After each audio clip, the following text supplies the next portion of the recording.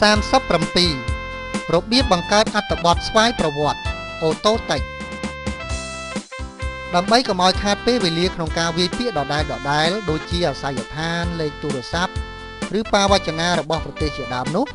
យើងគួរតែបង្កើតអត្ថបទស្វ័យប្រវត្តិសម្រាប់ពាក្យទាំងអស់នោះជំហានទី1វាយពាក្យដែលយើងចង់បង្កើតជាអត្ថបទស្វ័យប្រវត្តិទី1ចុច Select លើពាក្យដែលចង់បង្កើតបន្ទាប់មកចុច Alt F3 នៅលើ keyboard ទី2វាយអក្សរមួយចូលក្នុងប្រអប់ឈ្មោះដើម្បីចំណាំ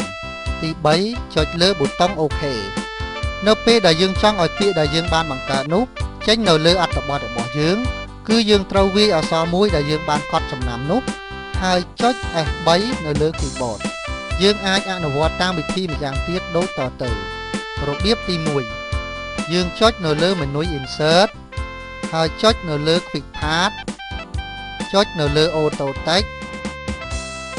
រួចចុចយកអត្ថបទស្វ័យប្រវត្តិដែលយើងបានបង្កើតរបៀបទី2ទី1យើងចុចនៅលើមេនុយ Insert ទី2យើងចុចនៅលើ Quick Path ទី3ចុចនៅលើ Building Block Organizer ទី4ចុចយកអត្ថបទស្វ័យប្រវត្តិដែលយើងបានបង្កើតទី5ចុចនៅលើប៊ូតុង Insert